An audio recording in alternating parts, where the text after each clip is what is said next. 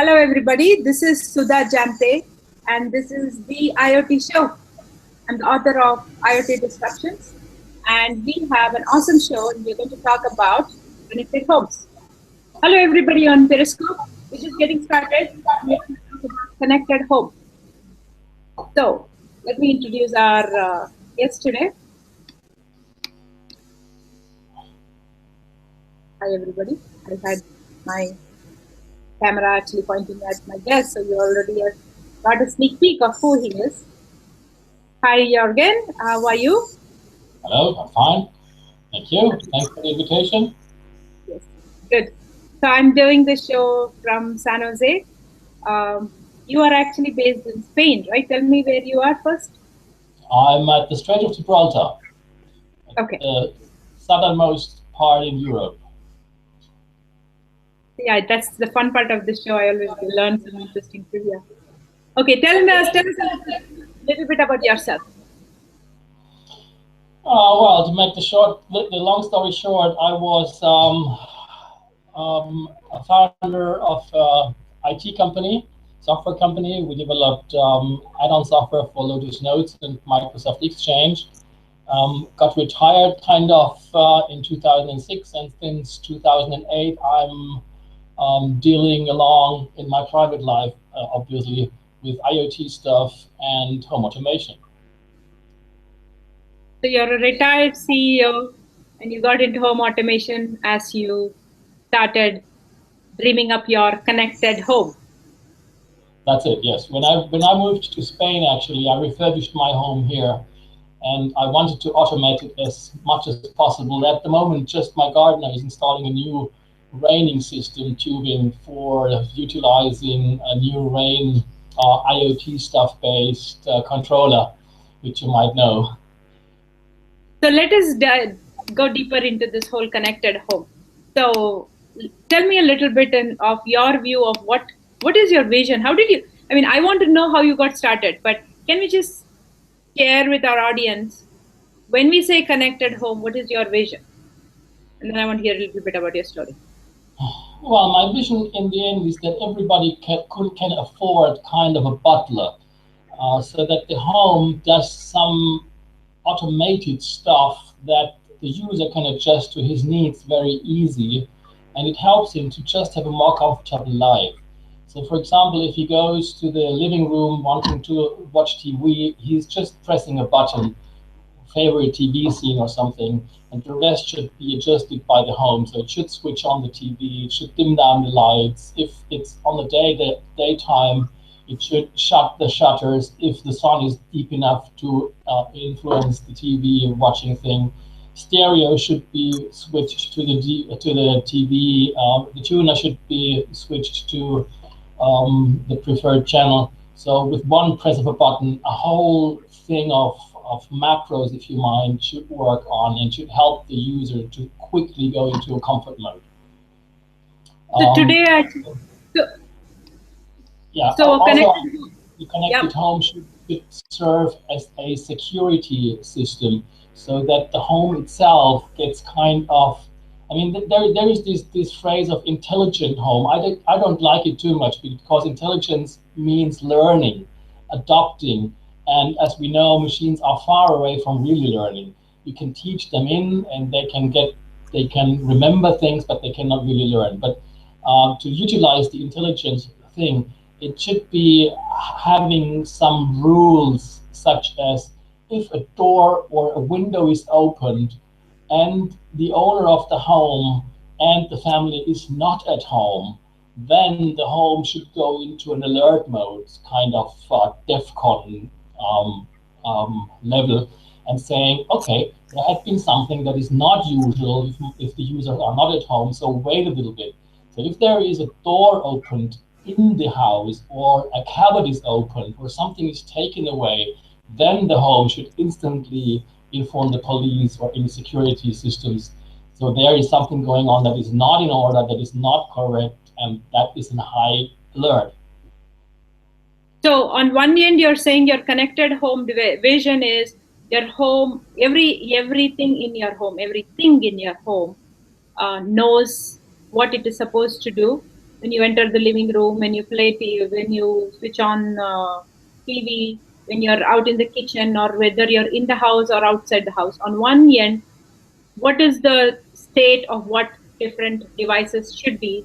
Those things should be set for to make that happen, right? So, on one sense, you're saying that dimming the light and turning the shutters on and off and everything is kind of rule based, right? In some sense, you're saying that the house does that. Absolutely. On the Yes. other end, the other point I saw. So one is the normal different state of different things in the house should adapt to what they should be according to your preference. I'm trying to simplify this, right? The second thing is you want these things to have some normative behavior. The window should not be open at this time of the day, or things like that, based on which they actually look out for patterns. And when they watch for abnormality, they send alerts or do something, right? So Absolutely. that's the two different pieces of behavior you're expecting from a connected home, right? Yeah. Yeah. And you made this interesting point about, that you wouldn't call that intelligent, because in my house I have the security alarm. I have a bunch of course, devices that do interesting things. But the useful ones I would say is the Nest thermostat, things like that, right? And Nest thermostat does energy saving, but it also has a motion sensor behind it somewhere, and it finds out when I'm not home and it tries to set it to away setting. And I just found out recently that happens because my puppy is home, and that's not tracked by the motion sensor. So Nest switches it back to a colder setting than my puppy likes it, right? So it's just rule based. But I'm a big believer of true learning, in the sense we don't set the rules and eventually the house will learn on patterns and behavior. That would be that's my vision of where we should be. That's the So far end. I know it's not easy, but I think that's where we should go, because we can do only so much rule based, and at some point the combination of these devices could get smarter and they could do more things for us. I'm 100% with you. The end point, the goal must be that the home can learn and the home can set up its own rules, kind of stuff, how the things should act and perform in which situation. Um, I think it's a long way to go there, because if you look into the IoT stuff and the smart home stuff that's out there today, starting with Google Nest, for example, it is a one-spot thing that just communicates with one or two others also coming from Google.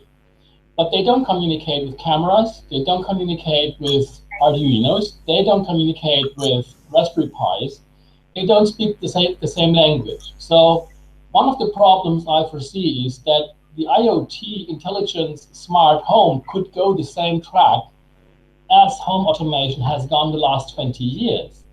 I mean, if you consider, and it's a big difference between Americas and Europe. In Europe, we have more central heating. We have more the IKNX stuff, which is a kind of standard used in Europe, but it is only mostly used in offices. In the home space, smart home is a niche. I think we have far, and when I say far, I mean really far, below 1% of all households using smart homes after 20 years of being available. And it's the reason behind that because the different home automation systems, be it 8KNX, LON, LCN, BACnet, OneWire, we have the Echelon stuff on the power lines. Nothing of those things is talking with the other. So you are either on one system or the other, and they have never had an approach to jointly go into the market and tell the users, so now if you are using our product and that product, everything works together. And it's the same problem that we face now with the IoT stuff. The different products do not talk a common language. They don't talk with each other. Even they could, because they are all using IP. Yep. So one of the things that comes up whenever we talk about connected home is how there are so many different standards. And there are standards, right? There are many different standards, it's just that they don't talk to each other. at this point. Yes. I'm a big optimist, so I think the IoT ecosystem is. I know home automation in its original definition has been around for more than decade or 2 decades, right? But IoT in its current form, trying to reach consumers, is in its infancy. So I believe that standards will evolve and they would connect to each other, and I think security is a very important thing. That is one reason where when somebody sets a standard, they are not ready to just open it up and hook to the next standard because they want to make sure that security is not compromised in their network. Ultimately, the customer is down. Right? So you don't want, your Windows blind adjusting IoT to kind of slacken up on the security because of which somebody just open the lock and come into the house, right? And things like that, right? So one thing I found fascinating talking to you on this topic is it's true that things don't connect to each other. We had OAKIM talk about how we could use XMPP and connect different devices to talk to each other. He, in fact, did that in Sweden, made a bunch of energy-related products talk to connect to each other using XMPP. So each device was in a chat room talking to the other device, and it would share its state, and based on that, they could create use cases like they could seamlessly, talk to, create connected use cases. Right? But what I found fascinating talking to you is your whole journey in this. That's a grand vision. We want everything to connect to each other. It does have a business implication for each company who's getting into this space to build out on open standards, and we are not there. But I want to shift our conversation to when you got into building out your dream connected home, got started. How did you go about it? Tell me a little bit of your journey and how you worked around it, right? Because you still have things that talk to each other, and you have, I think you have this whole open source hardware thing. So tell us a little bit about your journey of building out the connected home, good and bad. Well, in my case, what I did is I have set up an idea about how things can communicate with each other. And I said, if you look into a home, one of the basic things is that end nodes need to talk to each other without having anything in between. Because if you lose the internet connection or if your central server is down, you want to maintain the minimum functionality in any case. So if I press a light button, so when you say end node, where you're talking about in the example you gave, the blinds adjust themselves, the light dims down, all of those devices, each of them is a end node, right? Each yes, device is a end node. just wanted to explain that. One end node, for example, is a light bulb. The light bulb in your hallway. So when you come home and nothing works on the internet and nothing works in your IT because something has gone nuts, you would at least want to switch on lights. You can say, Yes. well, when I'm coming home and I press the button for my scenery that usually runs a macro, it doesn't work. That would be okay as long as I can switch on lights, as long as I can switch the basic functionalities. So putting up the shaders, putting them down manually, more or less, so no intelligence behind it. But if I use IoT devices, the one device, which is a button that I press, needs to talk to the other device, which is the light bulb that needs to be switched on. So this is one communications form. It's the end-to-end node communication. Now Hold the on. next thing, I would compare this with garage doors, right? So I push a button and there is a electromechanical combination of things that pulls my garage to come up or down, right? All I do is push a button. yes, And if that does not work for some reason, they've given this big wire, the thread, right? That rope that hangs in the middle of the garage, yeah, right? That's my backup plan. I could pull absolutely, that. Not fun, but it's functional. My car won't get stuck in the garage that I cannot leave the house, right? So yeah. similar to that, you're saying in a connected home where every device talks to each other and it's a magical environment, as a backup plan, you want some minimum functionality to override for some manual way of getting things like Yeah. lights to come on, right? I would say even a heater, like if I live in a cold place, I think having minimum heat would be a basic Yeah. requirement. I would Yeah. personally want my lock not to be controlled only by electronics, out of my control, for me to override it, so I can come into that. So the way I look at products, I always think about what emotion does that product tap into, where the value is created. And so in that sense, I think security, safety, emotion, I think is for those, everything in what you call as endpoints related to safety and security, I think you want a manual override. And everything else fails, the luxurious stuff can wait.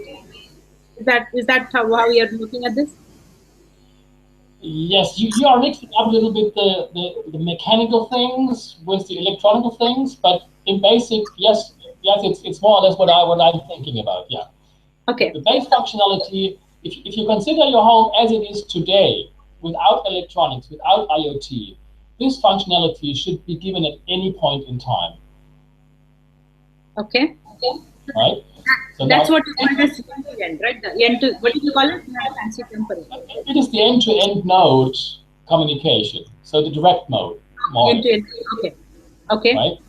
So Now yeah.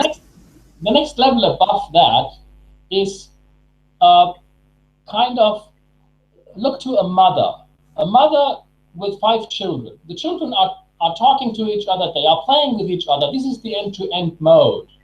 Now the mother tells them, hey children, it's time to have lunch. Please come all in. So when Paul says to Mary, give me that Lego or give me that toy, and mother calls, this last command to give something, hand something over will be ignored, and all of the children will run into the kitchen having dinner or lunch. So it's the same with, in my thinking, with the communications mode that I have called cooperative mode. So the nodes talk to each other, but there might be another instance that has more intelligence in this part, has more computing power, and that should be a centralized server that could then interfere with what the nodes have told to each other. So, for example, if everybody is out from the home and a light switch is being switched, it sends the command to the light bulb, please switch yourself on. But this instance could then say, no, no, no, no, no, there is nobody home, so don't switch yourself on because that can only be a burglar, and the burglar doesn't need our light to help him steal my things away. That would be then one thing Okay. above, Hold on. you know, and this intelligent add-on system could also talk to the end nodes when special buttons are pressed. So, for example, the example that I brought with going to the TV, I'm pressing a special button. This button sends an IP package into the network. The intelligent system, the server, gets that package and sends out other packages to end nodes to tell them what they should do. So at one level we want the basic end nodes to have a manual override. That's and related to security stuff, right? The second level, what you're saying about the mother, the central server, could be a hub, or no? I thought you were not in favor of the hub model, right? You're not Yes. talking about hub model. The Well, hubs do that, right? it could be any centralized product that might come out in the future. I think today we would talk typically about a PC, but in the future I think we will have something like a home server that might be bringing together the router, the hub, the streaming server, the home automation intelligence into one box, and that one box will reside somewhere in the home. And that is then this home server stuff, whatever it will be named. So what is wrong with the hubs today? There are a bunch of hubs, right? The only thing is each hub connects to specific devices and they don't connect to other devices. So it's kind of fragmented into a couple different hubs. But won't the hub become a single point of failure? The same way as you're saying that everything will come down. So you're talking about a hub controlling the house, but at the same time the critical stuff like the lock and the light should be autonomous from the hub. Yes, That's exactly the communications level that I said. We have the cooperative level as long as the hub is existing. When the hub goes down for what reason ever, we have the end-to-end node communications, but the end-to-end node communications only supplies the minimum functionality. So the key that I press in my hallway may only switch on the light in that hallway and will not make an automated sequence running on like I usually do when I'm coming home, switching on the radio, switching on different lights. It will just switch on the light in that particular room. So it's like, I come from India where we have power cuts. You know, so if the electricity goes off, right, with the power cut, then we use inverters, but then we won't let it draw energy and do everything, right? We won't watch TV with it. We would make sure that lights are on, or we are able to have the cooking range on, or things like that. So you're saying the hub, or what you call as the cooperative link, some node which manages the mother, right? Yes, Actually controls everything. But then there is doesn't do everything.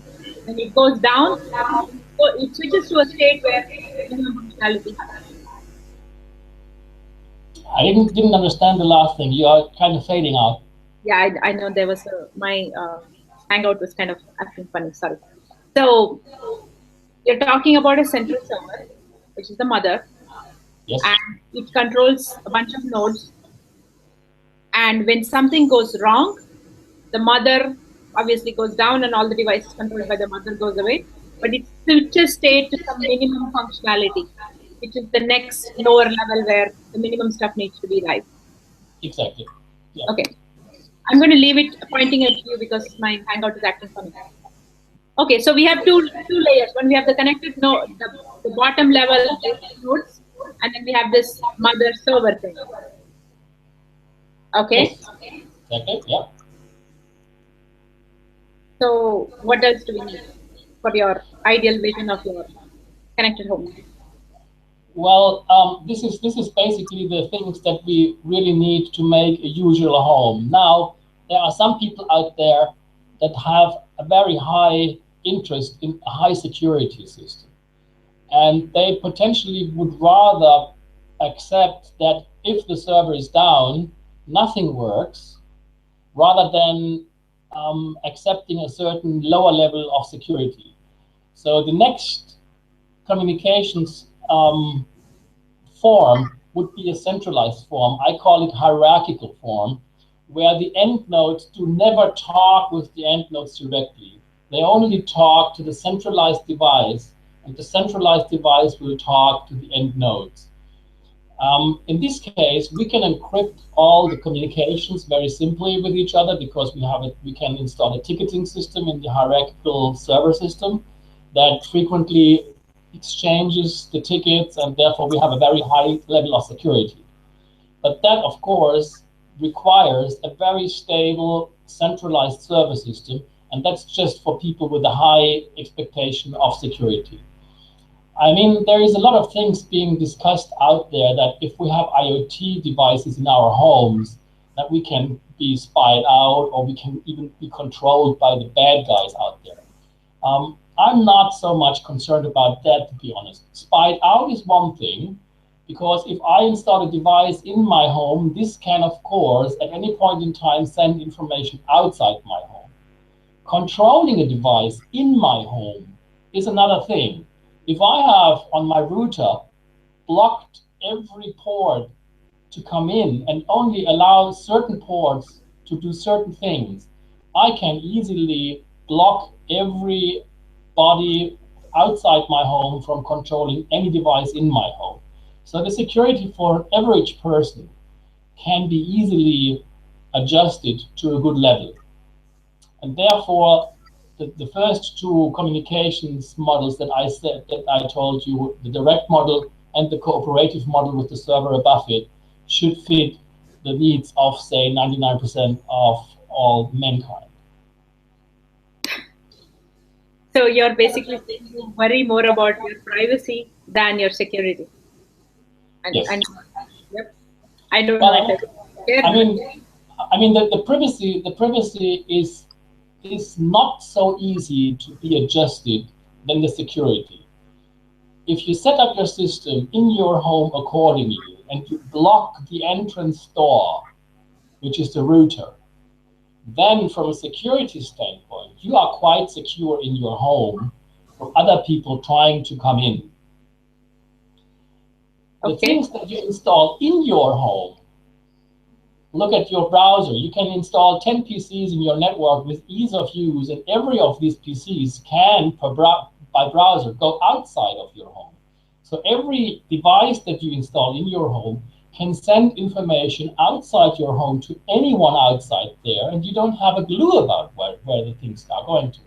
That's the reason why I'm more concerned about privacy than security. So we are actually closer to the tail end of our show. So I want to actually leave people with how far are we from this kind of world you're talking about. Today we have router. Today we have like Google has that router, the Google router where you can actually manage who's adding to your network and all that on a very easy to use interface. I'm actually waiting for my device to come so I can proceed with this. You have a bunch of hubs that could offer your second level mother interface that you're talking about.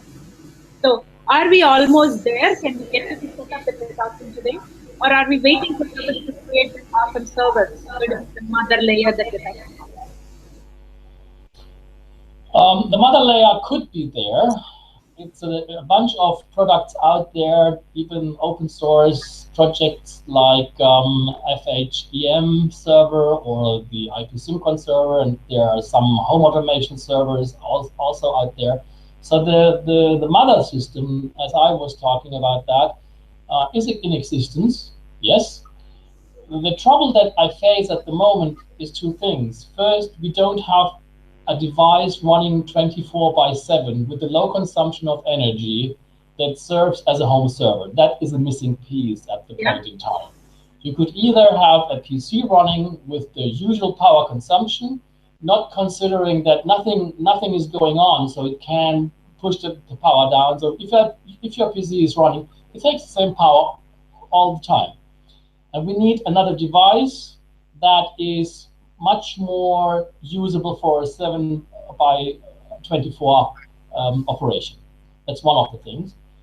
The so second thing, can your hub become an intelligent device? Because you have the hub, and that's going to be the single point that stops the bad guys, right, from yeah, getting well, I mean, controlling your house. So the hub could be built out to become this intelligent, or your router essentially, right? Your router is actually stopping bad guys from coming to the house. So you could have some kind of hub combined router device, which could serve as the mother server. yes, I mean, we need to be careful. You are using the word hub. Hub usually is just something that connects devices. Has no intelligent functionality. That's true. The hubs that you are referring to are the modern hubs where some companies are using these hubs to connect radio devices to, and they have named this thing hub. Yep. It's a hub No, when that I say connects hub, other devices to when I bring say them into hub, the network. sorry, when I say hub, I'm just talking about what is commercially available, right? Bing, um, Iris, whole bunch of them that just connect a bunch of devices. They're Bluetooth compatible. They connect to other Bluetooth devices. So, when all said and done, you have one Bluetooth controller device and other Bluetooth compatible Yes. nodes, lights, Yeah. and everything Yeah. else. That's what I'm talking, and it does not have an intelligent server component to it. It could, Ex- it could develop that. Exactly. Yeah. And the question is, why don't we just bring the router, the hub, our NAS that we have at home into one big box and name that home server whatsoever, and Yep. bring all the intelligence into that one box, make that robust, have it run without power supply for 24 hours or longer, so that we can really be sure that this part of our network is most reliable and working all the time. And that is another significant thing, it is under control of the user. At the moment in time, many of the routers are not under control of the user. They are So under control of the file. elaborate a little bit, because what if Google takes their router and makes the new hub with the intelligence? Would you trust that and say, okay, now we've arrived and this is our central home server? I would trust it if it would be open source. So that's a different discussion. But some entity could use it, or a bunch of entities could create a market for that.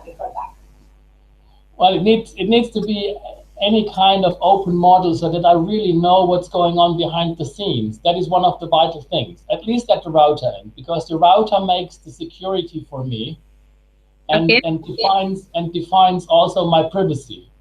And if I want to make my privacy really private, I need to be in control of the router so that I can define what's going on in and out of my home.